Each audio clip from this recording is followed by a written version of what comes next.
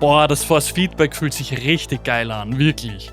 Und genau deshalb verliere ich Zeit damit. Nicht wegen der Pace, sondern wegen den Entscheidungen, die ich treffen muss anhand dieses Feedbacks. Wenn dein Lenkrad permanent schreit und du ein Rauschen auf die Finger übertragen bekommst, erkennst du das Wichtigste einfach zu spät. Und im Rennen ist Entscheidungszeit teurer. Teurer als jede Hardware, die du dir kaufen kannst. Der Mythos ist simpel. Mehr Force Feedback heißt mehr Kontrolle. Mehr Kontrolle macht dich schneller. Klingt irgendwie logisch, die Realität ist aber eine ganz andere. Mehr Feedback ist einfach nur mehr Reiz für dein Hirn. Es nimmt nicht alles gleich wahr. Und genau deshalb verliere ich Rundenzeit.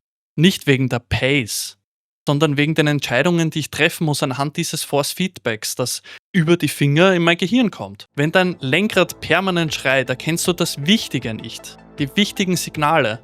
Es ist wie ein permanentes Rauschen, das dein Hirn versucht zu verstehen, aber dein Gehirn ist kein Datenlogger, der das 1:1 aufnimmt und alle Signale auswertet. Das ist ein Filter, er filtert nach dem Wichtigsten und die unwichtigen Sachen, die lässt das sein. Du erkennst damit das Wichtige aus dem Force Feedback zu spät. Und damit sind deine Entscheidungen natürlich auch verzögert. Und Entscheidungszeit ist teurer als jede Hardware, die du dir kaufen kannst. Je mehr Load du in deinen Kopf bekommst und dein Gehirn dementsprechend mehr Signale verarbeiten musst, desto länger brauchst du. Also wenn das Feedback klar ist, dann erkennst du das relativ schnell. Was ist Übersteuern, was ist Untersteuern?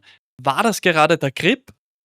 Ist das Feedback klar, erkennst du das sauber. Aber ab einem gewissen Punkt ist alles gleich laut. Alles fühlt sich wichtig an und du kannst nicht mehr unterscheiden, beziehungsweise zu langsam. Ja, und der Fehler, der passiert dann nicht, weil du einfach nicht gut fährst, sondern weil du es einfach zu spät erkennst. Wenn alles wichtig wirkt, dauert jede Entscheidung länger. Also Rundenzeit entsteht nicht am Lenkrad, sondern durch Entscheidungen. Wenn du zu starkes Force Feedback eingestellt hast, dann stellt sich ständig die Frage in deinem Kopf, war das Grip, war das der Curb oder kommt jetzt schon mein Heck? Jede Frage kostet Zeit und unter Druck werden aus Millisekunden Fehler. Du willst also nicht mehr fühlen, sondern schneller lesen und verstehen. Unruhiges Force Feedback erhöht nämlich die mentale Last und da sind wir wieder beim Kopf. Und diese mentale Last zerstört die Konstanz. Und die Konstanz ist genau das, was du erreichen willst. Es gibt viele Fahrer, die nur über 2 Runden schnell sind.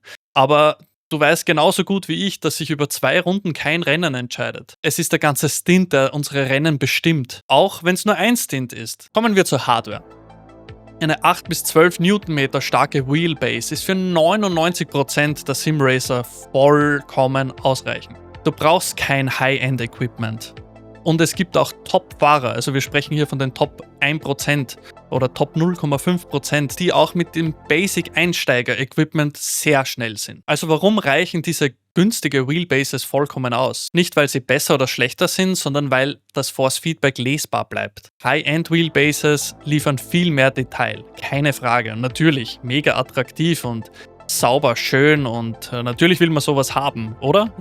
Aber diese Details bringen dir nur Zeit, wenn du sie reproduzierbar in deinem Kopf abrufen kannst. Immer und immer wieder. Also Priorität, Lesbarkeit vor Brutalität. Außerdem fahren die meisten E-Sportler ihre großen Wheelbases, die richtig viel Potenzial haben, auch nur in einem Minimumbereich zwischen 8 und 15 Newtonmeter, würde ich jetzt sagen. Also Priorität, Lesbarkeit vor Brutalität. Ja, wenn du jetzt wissen willst, ob dein Force Feedback dich langsamer oder schneller macht, dann brauchst du keinen Vergleich, kein Tool und schon gar nicht ein neues Lenkrad. Begeb dich in eine Session mit konstanten Bedingungen, fahr deine Reifen warm und 3 saubere Runden. Wirklich nicht pushen, nur reproduzierbar. Dann reduzierst du dein Force Feedback und deine Effekte so weit, dass Curbs und Vibrationen wirklich in den Hintergrund geraten. Wenn du plötzlich früher merkst, dass dein Auto schiebt oder hinten plötzlich früher leichter wird, dann bist du näher an den optimalen Einstellungen. Nicht, weil es sich besser anfühlt,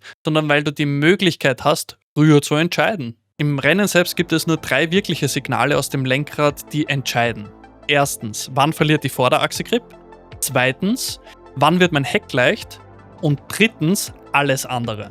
Curbs, der Motor, Vibrationen oder Lenkradschläge. Das sind nämlich die Nebensignale. Und wenn diese Nebensignale lauter sind als das, was dein Auto wirklich macht, dann zahlst du dafür mit Zeit.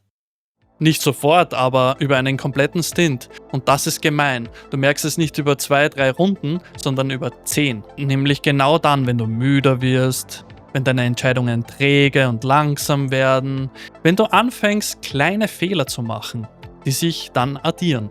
Und genau dort gehen keine Zehntel verloren, sondern Positionen.